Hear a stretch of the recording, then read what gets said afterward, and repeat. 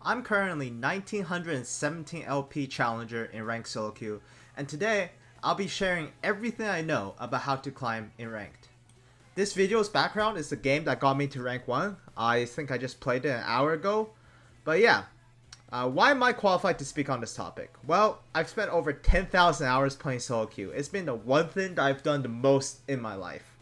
I first hit Challenger in Season 10, and since then I've been Challenger every single season.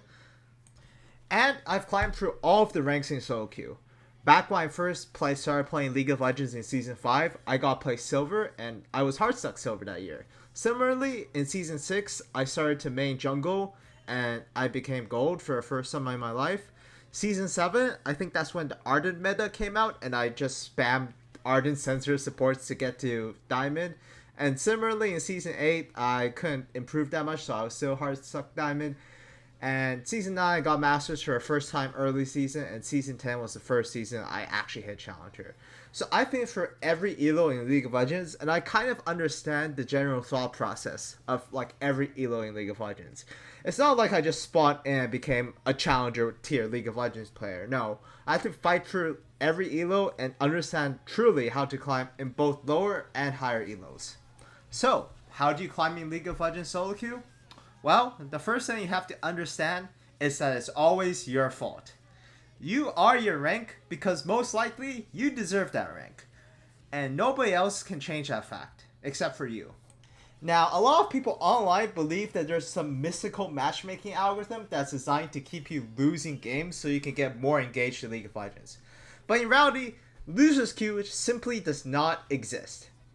Any Challenger player can take a normal account from Silver, Gold, whatever elo, and bring it up back to Challenger or at least GM by just simply playing on it. What this means is that Riot isn't just giving you bad teammates, it's giving you teammates that are similar level to the enemies, but you just aren't good enough to carry them sometimes. Now, additionally, a lot of people say online that there's this simple rule where 40% of the time your team ends too hard that you can't carry, and 40% of the time your teammates do so well that you don't have to do anything in order to win the game, and the last 20% of the time is the only time that you can actually impact the game. Well, this rule is just simply false from experience. I know that if I hop on a Smurf account, I can get way above a 60% win rate, close to even 85% win rate probably, if I were to try hard and try to win every game. 40% of the games in League of Legends aren't uncarryable. It's just that most people do not know how to actually carry well in League of Legends. And finally, the one thing that all League of Legends players love to do but is actually detrimental is complain about their teammates. Yes, there will be some games where your teammates are utter garbage and trash and worse than the enemy team.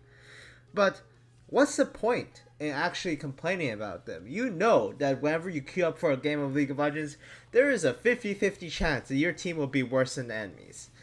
Now, some of you are wondering, why does it matter that I complain about my teammate? It doesn't affect the way I play.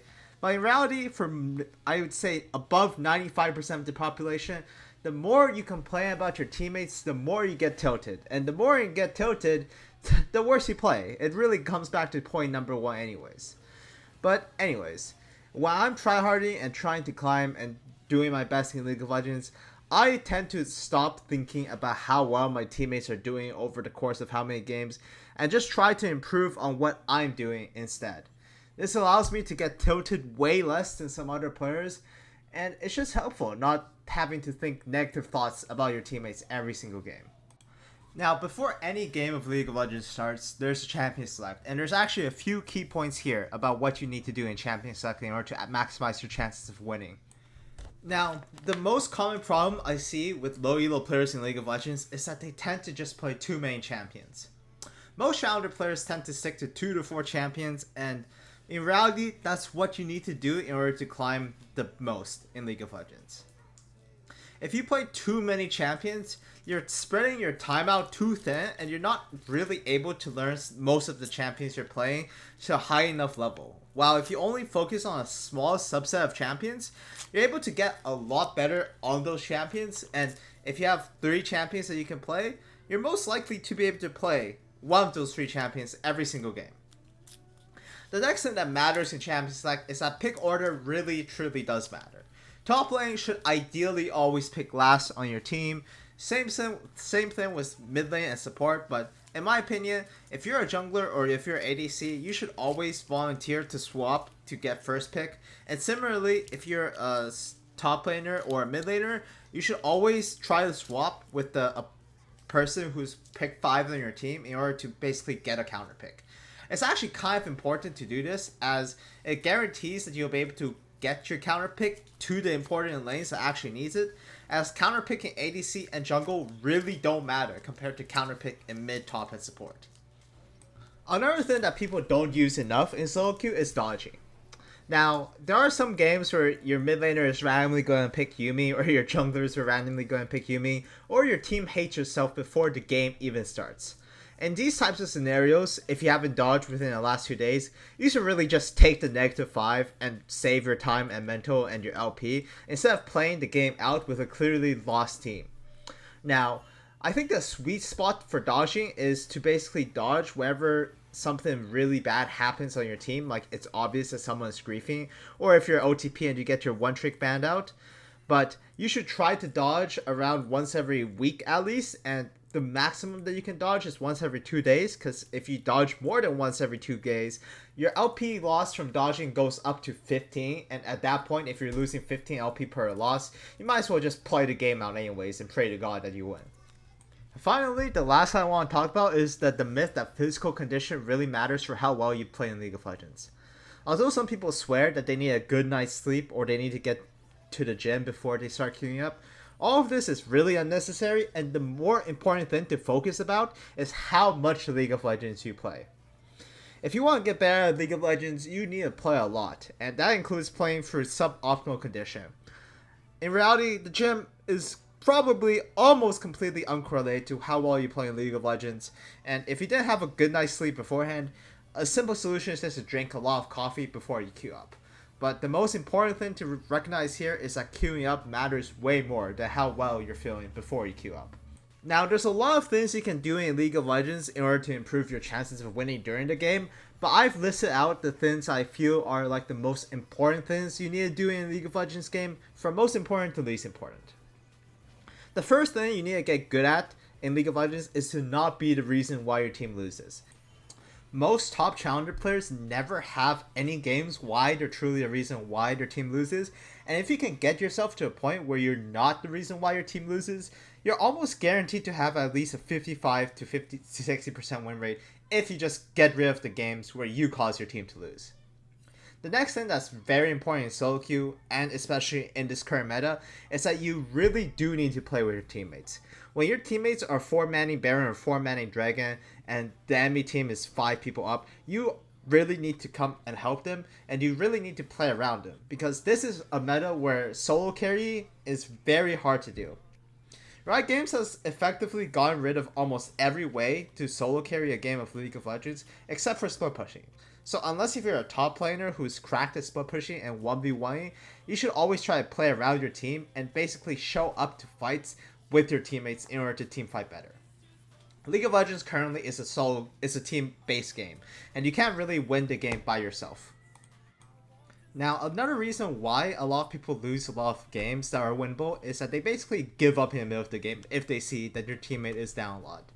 In reality, there's going to be a lot of times where the enemy team gets too cocky and throws, and even if this is only around 5% of the time, if you're a 55% win rate player, just by winning those 5% of games where not FFing wins you the game, you can go up from a 55 to a 60% win rate player. So during a League of Legends game, you really should not just like give up, spam FF votes. I would say that it's okay to press yes to FF votes, but you shouldn't basically give up on the game during the game of League of Legends. Another concept that most people don't understand is the fact that macro in League of Legends is way more important than micro for solo queue. Although micro is pretty important, being at the right place at the right time with macro and securing objectives, vision, and all of the other stuff is just so important to get you and your team on the same page. With good macro, you can basically outpace anybody that just has good micro, and Dragon Soul basically wins you the game on the spot. So if you're able to secure all 4 dragons and all 6 grubs, even if your teammate is losing in a micro situation and is bad at handling 1v1s, you'll still be able to win the game the majority of the time. In order to improve as a League of Legends player, you should try to focus a lot about your macro and understand why fights inherently break out.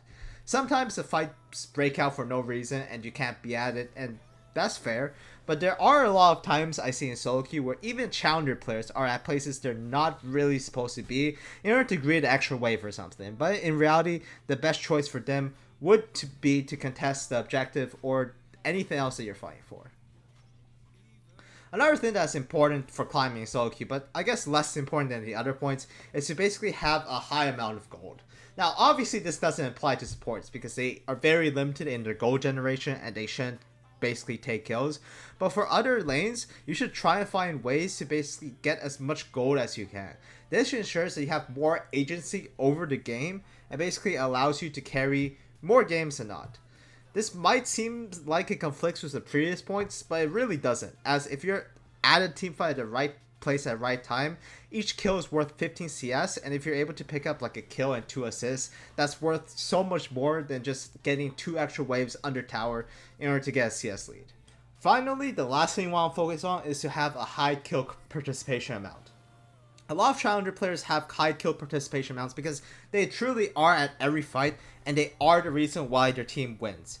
If you don't have a high kill participation within your team, that generally means that you're getting carried and that your teammates are making a lot of good plays without you, but you shouldn't rely on this for long, as the chances of your team being better is still 50-50. And if you want to get a higher basically win rate than the normal average player, you should try to join as much fights as you possibly can and have these fights lead to productive outcomes, which includes getting a kill or assist.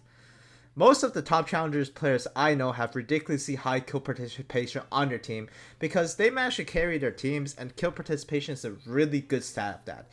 Since if you're carrying, you're more likely showing up to a lot of fights that are winning for you, and if you're showing up to a lot of fights that are winning for you, your teammates generally won't make much plays without you.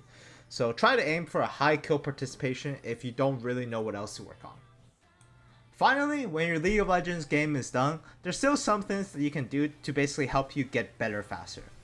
I think everybody should have some sort of software that records your game if you're basically able to, as long as your PC is good enough, as this is pretty important to figure out what actually went wrong in a game. After League of Legends games, when I'm really trying to improve, I tend to look at all of my deaths and basically analyze if they were necessary or not. I do think, like, in a typical League of Legends, there may be like 0 to 3 deaths which are needed or which are good for your team, but typically anything above 3 deaths means that you are dying for basically no reason at all. Or not no reason at all, but a bad reason in general. This means that for games where you have a high amount of deaths, you should look back on your deaths and wonder why these deaths happen and how you can basically prevent it in the future. Is it because you went too far and your teammates couldn't catch up with you? That could be a reason. Or is it because that you shouldn't take the fight in the first place? By looking back at these scenarios over and over again, you're basically able to learn what spots are good for your team and what spots are bad for your team, and it just helps you improve as a League of Legends player in general. In addition, in a League of Legends game, basically everybody makes mistakes. Whether you're Faker or the best player you can think of currently, each League of Legends player makes at least tens of mistakes per game. And VOD reviewing your game will help you at least identify those mistakes and fix it in the future. There aren't really any games where even I could say that I didn't make any mistakes. It's just a bit hard finding it out. But by looking at your games after they're over, you're able to analyze it from a more objective point of view than you were in-game, because you have more time to think about why stuff happened in the way they did. So yeah, after a League of Legends game, you should try and look over the game while you're in queue for the next one. And even though this review might not take a long time, I think for me, if I lose the League of Legends game, I look at it for like 5 to 10 minutes. These 5 to 10 minutes really does help you learn and get better for the future. Finally, if you followed all these tips and you find yourself in Challenger, the landscape changes a little bit. In Challenger, the way you climb in Challenger is much different than you climb in basically any other rank in League of Legends. if you want to climb to basically top 10 or become a rank 1 player, you need to have something that basically defines you or differs you compared to other players, right? For example, a lot of people know me as the Nunu guy, or more generally, in fact, as a guy that ganks a lot. Because I tend to basically over focus on ganking and help my lanes out, it creates a very unique playstyle that a lot of the laners aren't really used to, and this causes a lot of the laners to basically make more mistakes than they would regularly in League of Legends game, because they're under more pressure of getting ganked by me. And even if the laners do adapt to basically spam gank by me, this means that they'll play lanes less aggressively and lose more resources because they're always basically in fear of me ganking them. But for other roles, such as mid or top or even ADC, mid or top laners could win lane very hard if you're a good laner. A lot of laners that I see that are in top challenger are basically defined by their ability to just stomp their lane to the ground and win no matter who they're up against. If you want to climb as mid and top, that's what you should basically primarily focus on. And for supports, I would say the most important thing to climb as a supporting challenger is to basically have good roams and be at the right place at the right time. So a lot of challenger supports won't actually be at the right place at the right time, but if you're able to basically consistently be at the right place at the right time, you're able to find a lot more value and a lot more picks. ADC is the role that I'm least familiar in climbing with, as I think the main thing that separates a normal challenger ADC from like a top challenger ADC is just the mechanics in general. Top challenger ADCs are able to toe the line of being like safe or being an enter most of the time, and this is really good as it helps your team get more value. So for ADCs, you basically have to be a mechanical god if you really want to climb. Similarly, in Challenger Plus, this is the elo where you have to start solo carrying your games. It's not good enough that you're just an above average player in your games, as most of your lobbies will be filled with players that are basically hundreds of LP below you. This is the point where you're expected to hard basically 1v9 or carry your games if you're placed in a lobby with lower elo people. So, a skill that you need to learn in Challenger, which took me a long time to learn, and for a lot of people it also took a long time to learn, is the ability to basically just solo carry your game, such that no matter what teammates you get, you'll be able to win a basically big chunk of this. Now, this can come in many different ways, but the classic way I see Challenger players do it is to accumulate a lot of gold from laning phase, as I talked about earlier, and then be able to basically one-shot people with the amount of gold you have by playing a damage champion, and just being in a constant good game state by just getting a lot of kills and never dying. It sounds easy, but it's actually really hard to execute. In addition, climbing in Challenger solo queue is the one place where you can truly start going off meta. You can, at this point in your basically league career, if you're a top Challenger player, you're able to kind of define the meta for yourself, right? Like, for example, like, right now, I'm the rank 1 jungler, I'm a Nunu main. Not many other people play Nunu in Challenger, and Nunu is generally not regarded as like a broken champion in solo queue. And I say that my success really comes from basically top Challenger solo queue. In top Challenger solo queue, if you play what people don't expect you to play, they have less experience against it, and this causes them to basically int a bit more. Similarly, the rank 2 player, Dustlaw, is an assassin Qiyana one-trick. I think he's the only one of his kind. And he basically wins throughout the same principle. Challenger is the one place where it's actually better for you to go off meta compared to every other elo, as going off meta basically allows you to carry a lot more games than you would by just staying on the meta. Finally, the last piece of advice I want to give is that the climb from Challenger to rank 1 is so much harder from the climb to Iron to Challenger. It took me longer and more games to hit rank 1 from when I first started in Challenger than it took for me to climb from basically Silver to Challenger. And I suspect this is true because if you're a Challenger player, the people you're playing with are just so much better than the other players, and they also spend most of their time playing League of Legends, which means that they are basically harder to get better at, and they're also learning at the same time as you. So if you ever want to become a rank 1 player and you're like a Challenger player, don't be like off-put by the thought that you're only gaining this amount of LP or you're not seeing as much improvement, as it is really hard to climb a Challenger. But anyways, that's it for me today. Hopefully I could get to 2000 LP this season. I'll make a video on it if I do get to it. But yeah, thanks for watching this far. Subscribe as you haven't. And if you want to watch some of my gameplay, I am live most days on Twitch after 3 p.m. Links will be in the descriptions below. But anyways, thanks for watching and peace.